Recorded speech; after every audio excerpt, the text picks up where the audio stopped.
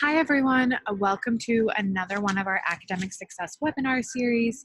My name is Ashley Bray. I am the Disability and Learning Skills Advisor for the School of Continuing Studies, and I have with me my colleague Annie Balot, and she is the Learning Skills Specialist for Maine campus, and we work in the Academic Resource Center. And today we will be talking about the study cycle.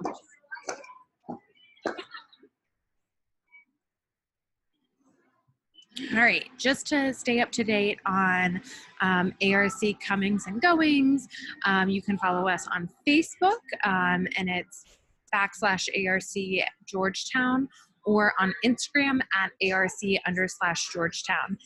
There we post all the information on upcoming webinars, study skill resources, information from campus partners. So make sure you stay connected with us throughout the semester. And just real quick, here is a quick glance of the rest of the webinar schedule for the rest of the spring semester. Our next webinar will be on Wednesday, February 20th. And we'll be talking about challenging perfectionism and building resiliency.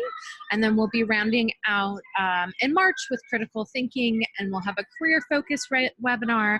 And then in April, we'll be talking about study groups, and then finally doing our final exams webinar on the 24th, and that's right before the end of the semester and right before study days. So make sure you're joining us. If you can't join us live, you can always find all of our archived webinars from the past 2 years on our website, and that's academicsupport.georgetown.edu. Click on the Academic Support tab, and you'll find that there under Academic Success Webinar Series.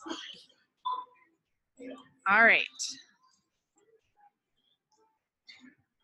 Okay, so now we're going to dive into the study cycle. So that's the topic of today's webinar. And the study cycle is a 5-step approach to learning, and it's designed to help students become more efficient learners. And we're going to dive a little deeper into each step. But first, we kind of want to set the stage for the learning objectives that we have prepared for you. So we're going to go through the 5-step approach to the study cycle, which is a guide to help you build effective studying into your everyday life. So we really are looking to develop these skills so they are they translate from your coursework in college, but through all the way until graduation and until your professional world. So something to continue to think about, that it's going to stick with you and to help build these skills through your time at Georgetown. And yeah, perfect. All right, so our first step on the study cycle is preview. And this is a really important one because this is really, step is essential in preparing you for the learning process. And one of the things that Annie and I cannot stress enough is this step should become a habit before every class. So whatever works best for you and in terms of your study schedule, but start incorporating some of these strategies into your weekly study schedules before classes. And what preview does, it helps give you a sense of the big picture, and it helps you figure out how concepts fit together, and it more importantly gives you some context from what you're about to learn. So by being able to preview the material, whether it's reading done in your coursework before class, whether it's your notes, whether it's your lectures, it's going to help you understand those details a little bit better. And one of the things that Andy and I hear a lot in our meetings and our work with students is, you know, I didn't read for class because the professor covers everything in class. And what happens is if you're not reading before class, or in the very least skimming the chapter before class, you're missing a huge opportunity to learn more from the lecture, meaning that you'll actually end up having to study more later in order to learn the material because you're not previewing it and you're not making those connections. I also understand, and we're very realistic, that people are very busy and are juggling multitudes of their lives, multitudes of courses and coursework. And so some strategies, if you can't sit down and read the whole chapter, start skimming, and skim by looking at the headings, the subheadings, bolded words, chapter objectives, summaries, and use those to help formulate your questions and really help you prep for that next class. Okay, and the next step is to attend. So pretty simple, pretty straightforward, attend class. This is really, really important. It's, something kind of, intuitive. Of course, I need to attend class in order to do well in my coursework and future exams. But the idea is even missing a few classes can be really detrimental to your studies and the learning process, because the content and the bulk of the learning takes place in the classroom. And we're going to talk further about what things and tips that you can do outside of the classroom to engage with the material to ensure that you really understand it. But just the basis of attending class is going to be a really, really important step. Important to stay attentive and engage during class. And this is something that really comes into play with note taking. So ensuring that you are taking the notes that make sense for you. So not everyone takes notes or understands the material in the same way, but ensuring that you are staying actively engaged in the best ways to take notes.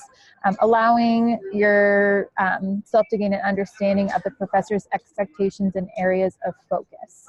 So the professor is going to hopefully, explain major concepts or major ideas that they really want you to understand as the learning objectives or the major concepts of the course. And that, again, is going to come from the bulk of the material instructed in the classroom. Okay, and the classroom contract. So Ashley and I have talked a lot about how important it is to be familiar with your classroom contract, aka the syllabi. Okay, so knowing the terms and the conditions of your syllabi is a really important step in order to be a successful student in all of your courses. The syllabi outlines your responsibilities of how you need to contribute to the overall classroom experience. So there's going to be some classes that most of the percentage of your grade is going to come from participation. Some may not have as hefty of a percentage on participation, but your value, the contributions that you bring to the classroom, your insight, your experiences, it all contributes to the overall classroom experience. And ensuring that you are being an active participant in your class is really important. Again, the syllabi will help you develop discipline and routine, so we can use this as a guide to develop your weekly study schedule.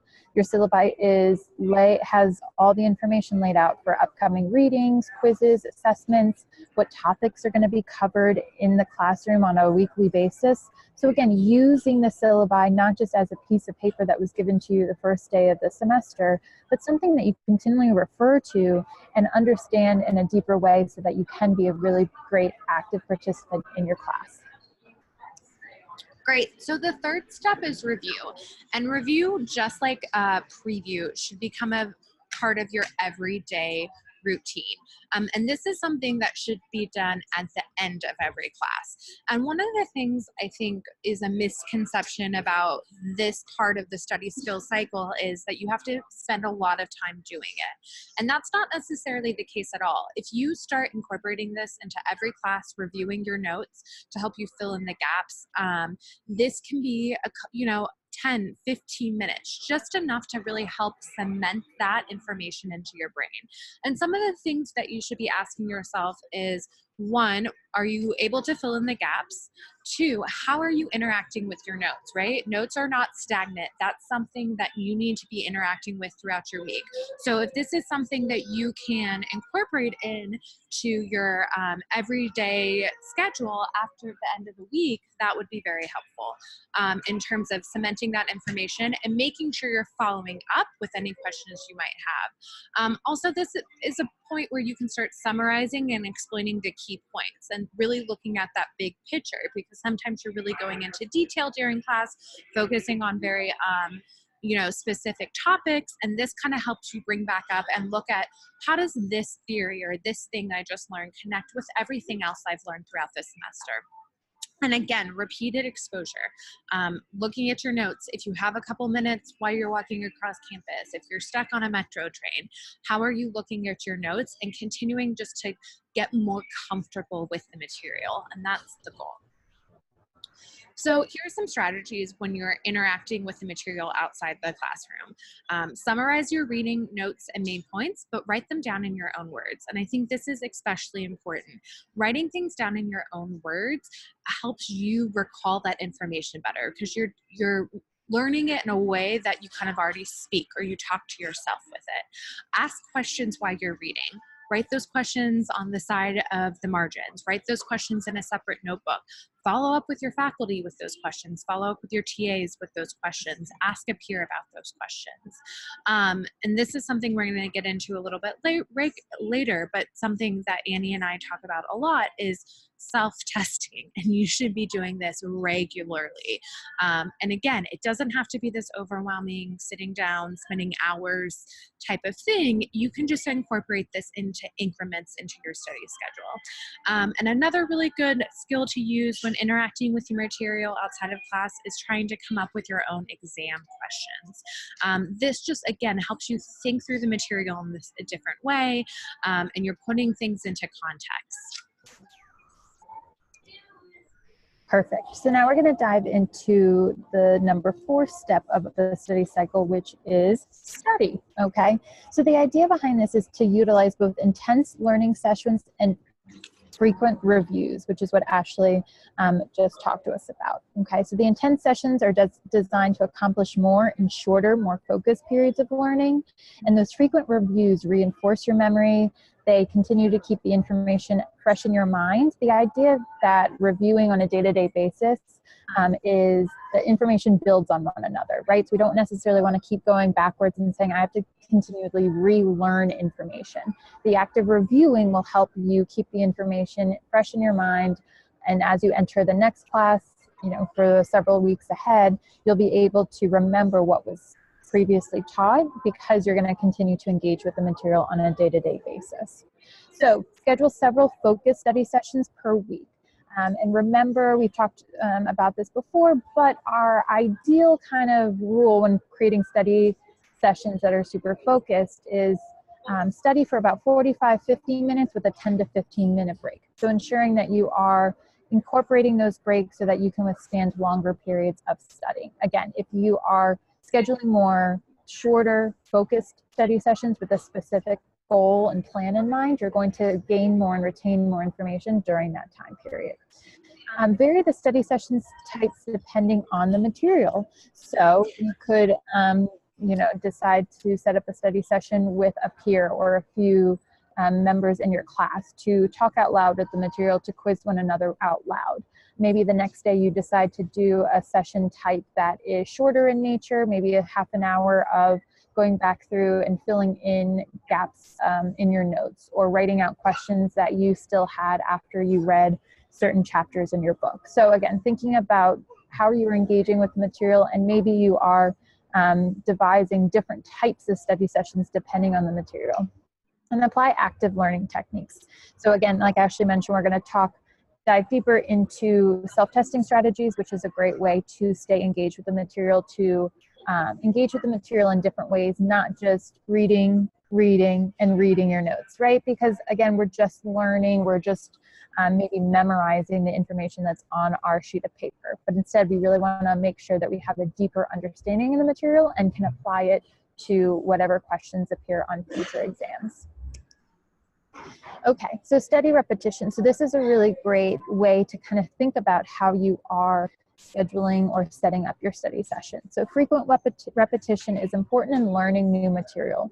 So think through the questions of why, how, and what if. So as you're engaging with the material, have these questions in your mind so that you are seeking this type of information. And again, you're not just reading material over and over again and not retaining any of the information.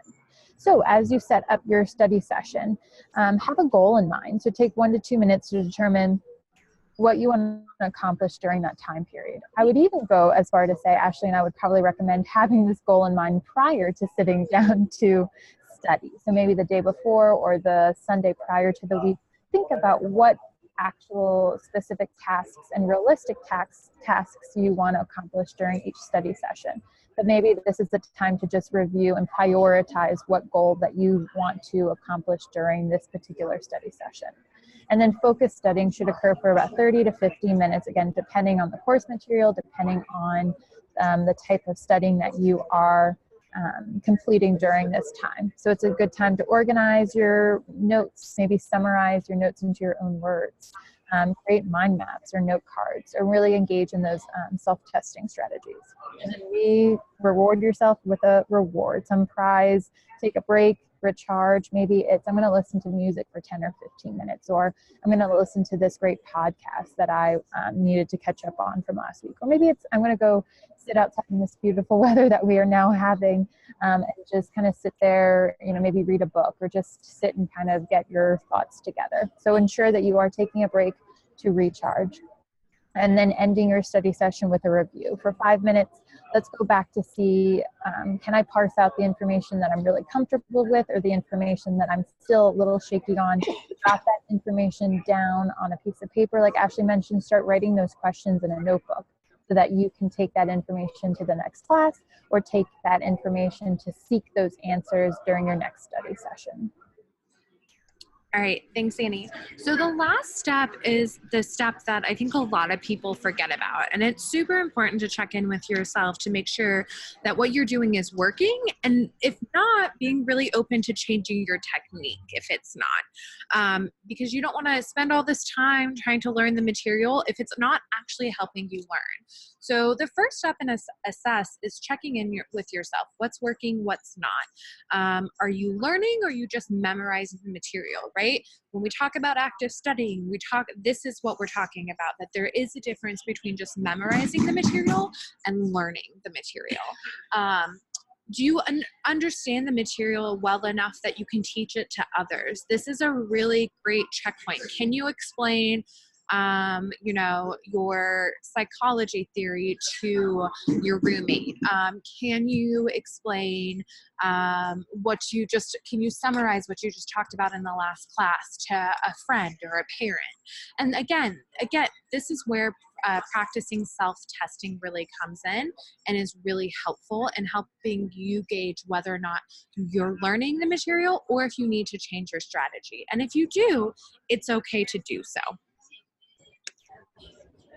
Okay, so now these are some really good concrete suggestions for how you can engage with the material on a deeper level, and what we like to call self-testing. So again, we're trying to get away from the idea of just reading and rereading your notes is going to be helpful. Again, how can we engage with the material on a different level, on a deeper level? So creating flashcards, Quizlet.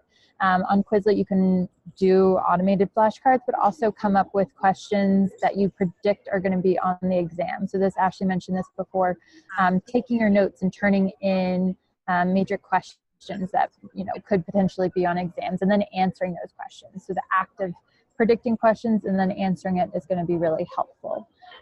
If your professor or TA can give you practice exams or quizzes from previous classes or previous semesters, put yourself in a test-taking environment, meaning put yourself in the same test parameters that you're going to be given, an environment not like your bed, but an environment that would be situated for studying or for taking a test, so that you can mimic that type of skill prior to entering the classroom to take an exam. Creating word associations, examples, or mnemonics. So grounding the information in a real world application is really helpful, especially for classes of lofty concepts and theories, like maybe some humanities courses. So thinking of, how can I remember this information later on? Is there an example I can come up with? Or is there a mnemonic that I can remember, like we used to do in elementary school for math formulas? So thinking of other ways that you can personally remember the information.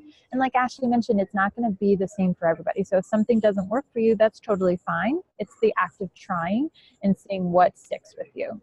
Studying in groups is really helpful. So one of the best retention strategies is teaching material out loud to a peer or to another person, and being able to interact with the material in that way, because the way that we learn is going to be different than our peers. So their questions and their insight may help strengthen your own understanding, and you can kind of figure out, oh yeah, I actually thought I knew that information better than I did, or I'm explaining the process or those steps a little bit different. So it's going to help reinforce and clear up any confusion.